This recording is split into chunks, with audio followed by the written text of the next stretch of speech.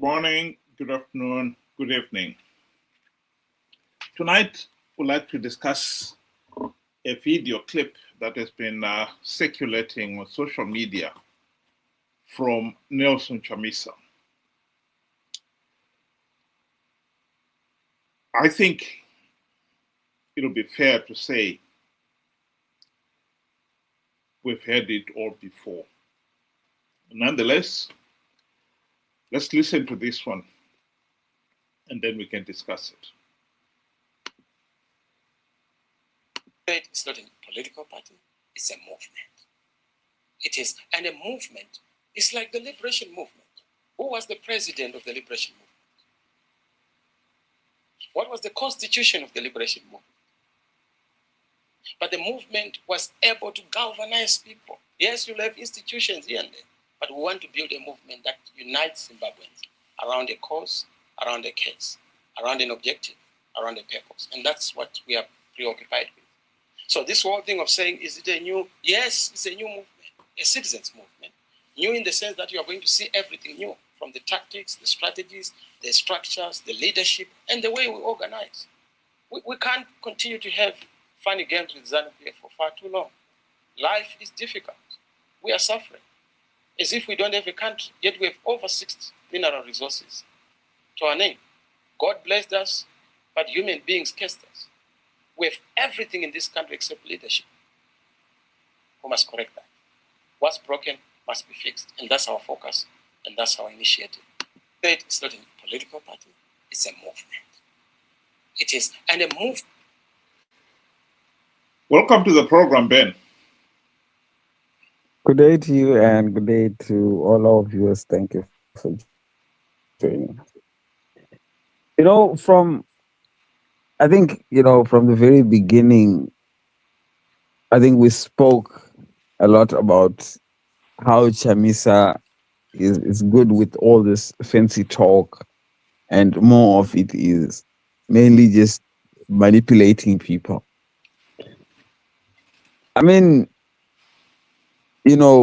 like you said, we've heard this before. This is nothing new.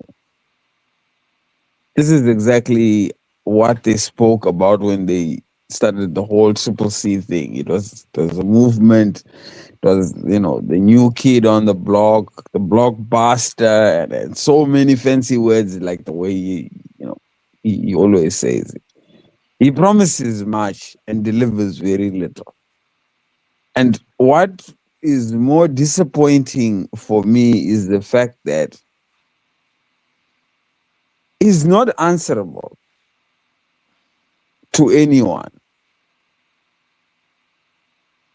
He just picks up from where he thinks he left off and just continues from there, as if, let's pretend nothing has ever happened. We are going to get a bigger and better thing.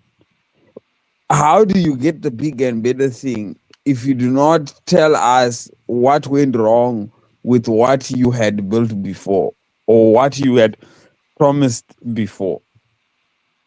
So for me, here it is just all fancy talk, manipulation 101, and people just hop on and go for a ride. Where we are going, why we are going, we don't ask. That is the disappointing part for me. I think what is interesting here is his admission that at least one of the main causes of why Zimbabwe is a failed state is the lack of quality leaders.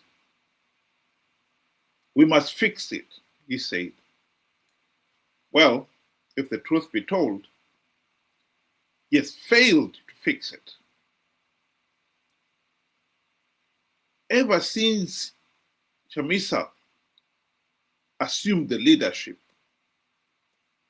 of MDC Alliance following the death of the late Morgan Tsvangirai in 2018, he has blundered from pillar to post. he has failed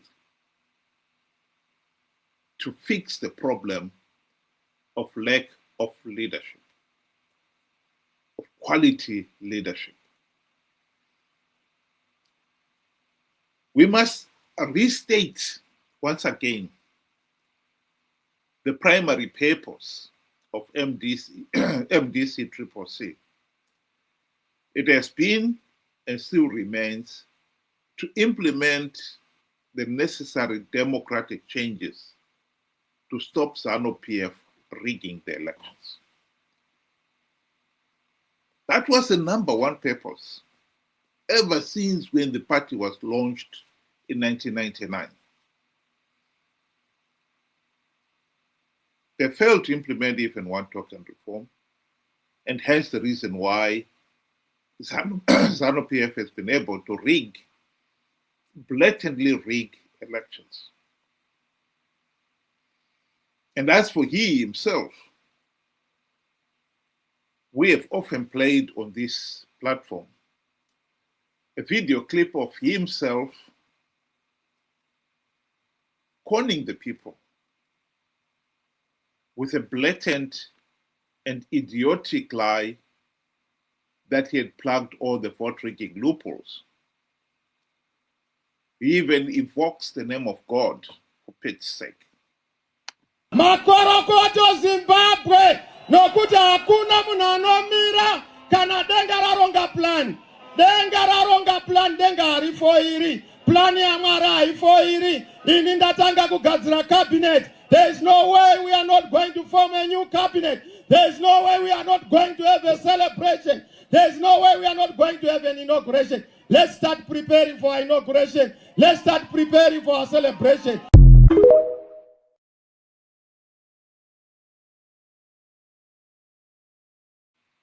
Well, when you're talking of quality leaders, I don't think you can pretend that that was a quality leader. A man who swears, even evokes the name of God, that CCC was going to win this election because that is God's plan. And then the day after the election is the one to admit that ZANU-PF rigged the elections. The very thing that he was saying would not happen. What kind of a leader is that? That is the reality in Zimbabwe. We don't have quality leaders. I totally agree. And there he is, still aspiring to lead.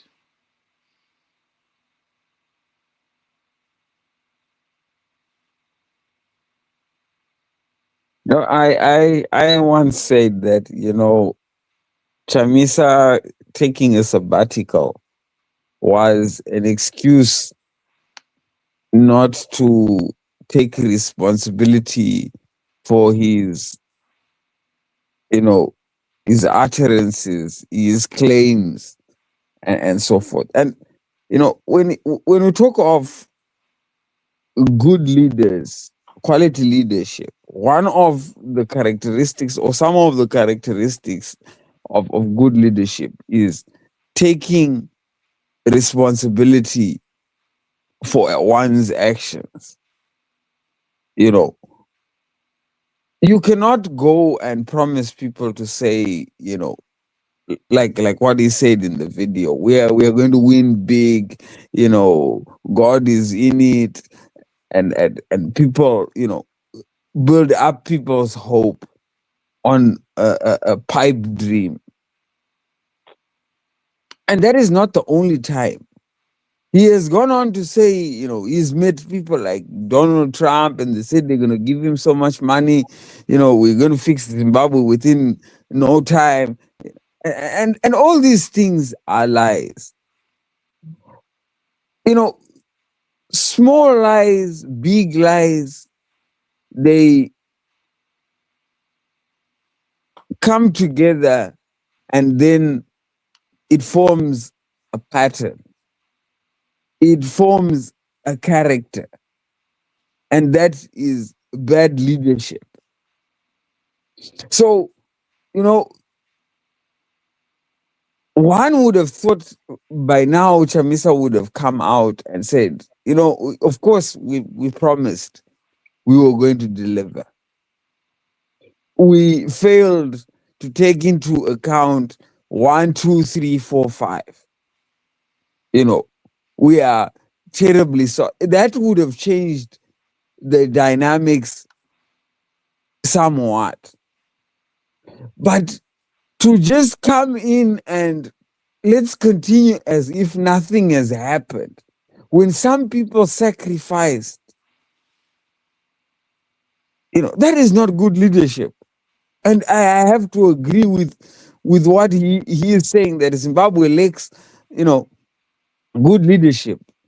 And that includes him. He's part and parcel of that bad leadership. He is part and parcel of it. Fancy talk or no fancy talk, you have to take responsibility where you have failed. That admission alone, shows that you are human, and we then look at you as a human being. We are now using, a lens that allows us to help and to come together and reason to say, hold on, you cannot go and make decisions all by yourself. You need help from everybody else. You are human after all. But if you go and you seem to be untouchable, put yourself on a higher pedestal, I mean, people will eventually get to find out who exactly you are, a lying, a manipulative character. And that is exactly who Chamisa is. He's no different from the ZANU guys that keep on talking about Vision 2030, where even the blind can see that there is no vision at all. There is no upper middle income economy when majority are jobless, majority are surviving on $1 a day. What are you talking about? A movement. Which movement? The one that you are leading. Oh, come on.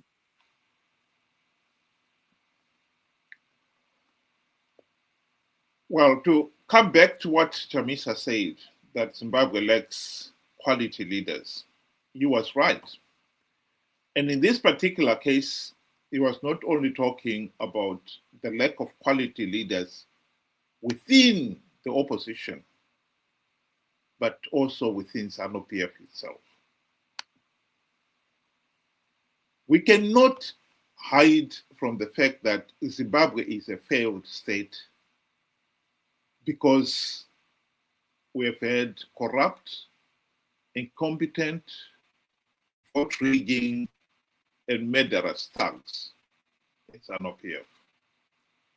46 years of ZANU-PF misrule is the number one reason we are in this mess.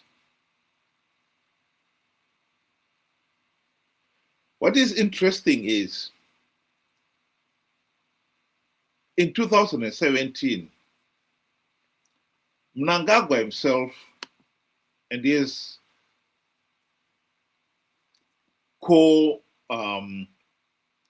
military coup planners agreed that there was need to change the leadership in ZANU-PF. And they claim that they staged the military coup for that primary purpose. Mugabe was surrounded by corrupt leaders, they said. And the coup was to change it. Fortunately, millions of people believed it. But what actually happened was just a musical chair. Mugabe and a few around him were booted out, and in came Mnangagwa and his own team. And they turned out to be even more corrupt and tyrannical than Mugabe. So we ended up with a situation where we did change the leadership, but it accomplished nothing. So as much as both Mnangagwa and our friend Chamisa have each in their own way acknowledged that we have a problem of poor leadership, it must be said they have failed to come up with any meaningful solution to the problem. They failed to fix the problem of poor leadership.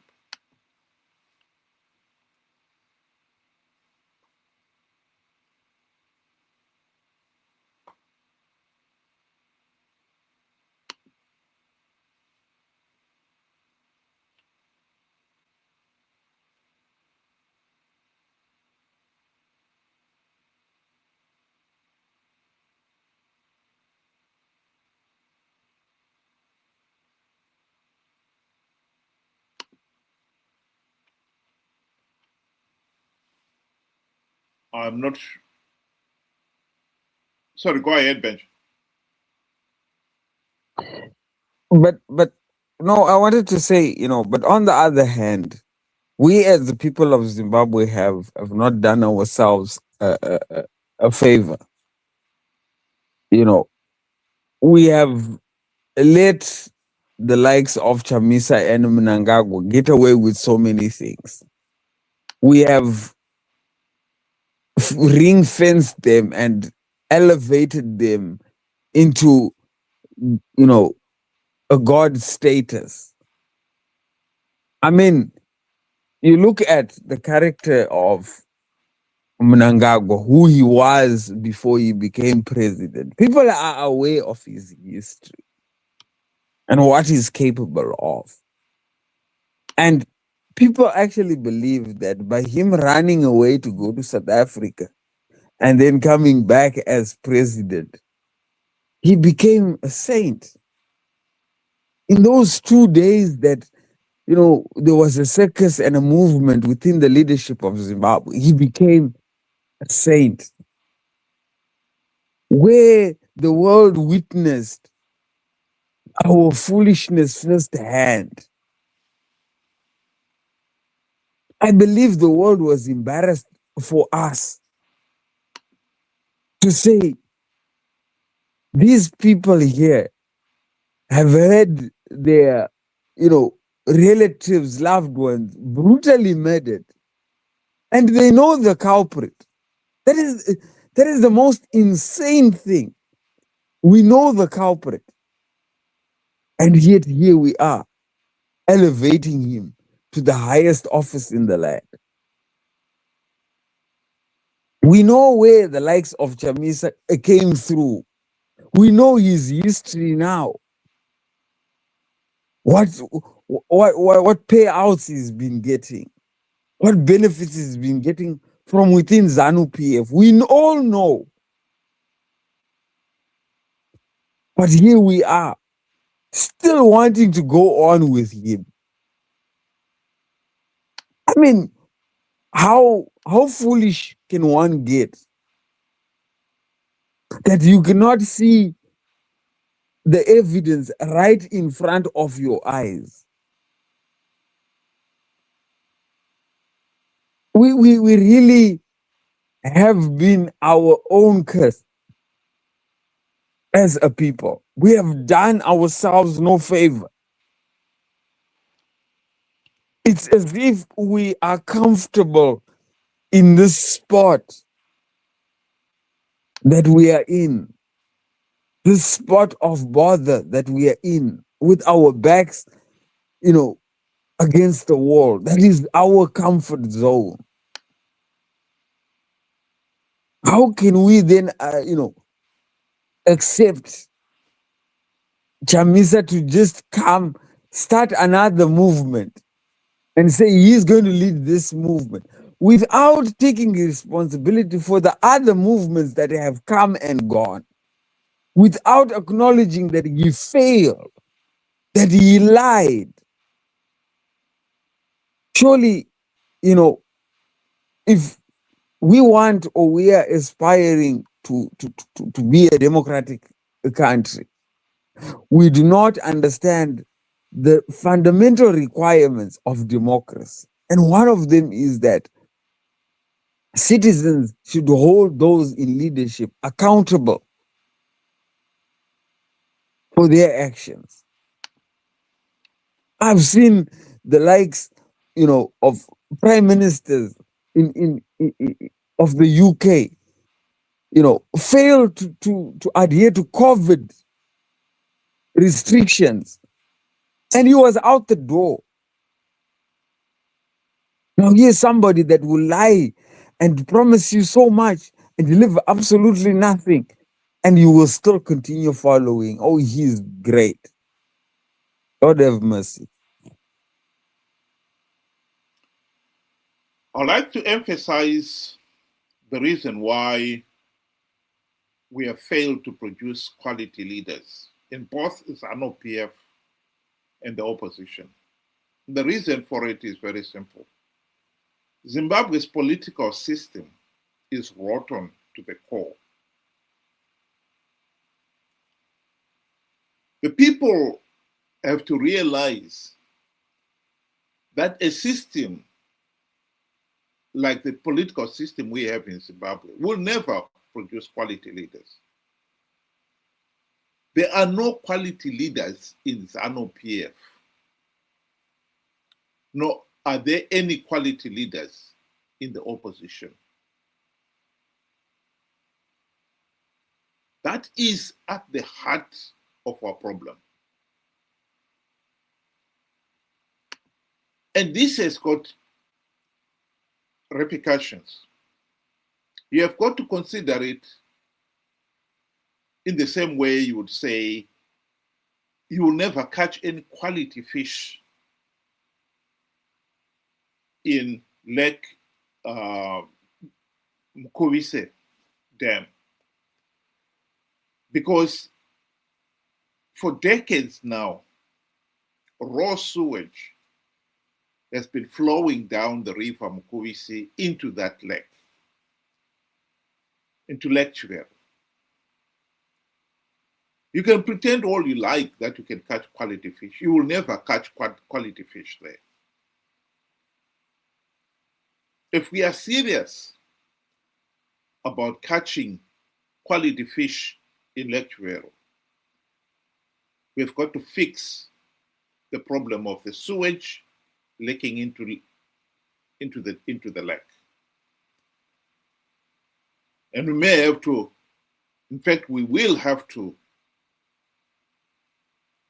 drain that lake, clean it up. If we can't do it, we'll have to wait for the next rainy season to flush out the sewage. Then and only then can we expect that quality fish would thrive in that lake. This is why some of us have been calling for democratic reforms. Without democratic reforms, you will never have quality leadership in Zimbabwe. And I would like to postulate two reasons for that. The first thing is, like I said, you'll never get quality leaders in MDC or ZANU-PF. If you have been leader in those parties for 46 years and 26 years respectively, you have learned the bad things. You are corrupt. You are incompetent. So to expect the same corrupt, incompetent individual can change anything is nonsensical. This is why Chamisa keeps coming back with new parties, new regalia, nothing changes. just as much as Mnangagwa, when he took over from Mugabe, he even changed the name of the party, insisting calling it the Second Republic, a new dispensation. What has changed? Nothing. That's why nothing changed. The second reason, even if you can find one or two quality leaders in ZANU-PF or the opposition, they will never change the parties, because the rest of the leadership have an invested interest in maintaining the status quo. It has often been said that ZANU-PF will never reform itself out of office. The same can be said of the opposition. They will never reform themselves out of office. Chamisa, when he found himself at the end of 2023 elections, when SADC and the AU election observers condemned those election processes as flawed and illegal, he tried to tell those CCC leaders who had contested those elections not to take up their seats. And they all refused. They had participated in those flawed elections, knowing fully well that the process is flawed, knowing fully well that by participating they will give ZANU-PF legitimacy. They still went ahead because they also knew that the regime would give a few gravy train seats to the lucky few who win. And that is why they participated. And when they were told, oh, withdraw, forget it, they're not going to withdraw. Now that they are in, they've got a gravy train seat, they're not going to give it up. That, in my view, is the reality, the political reality in Zimbabwe. Thank you very much. Have a good night.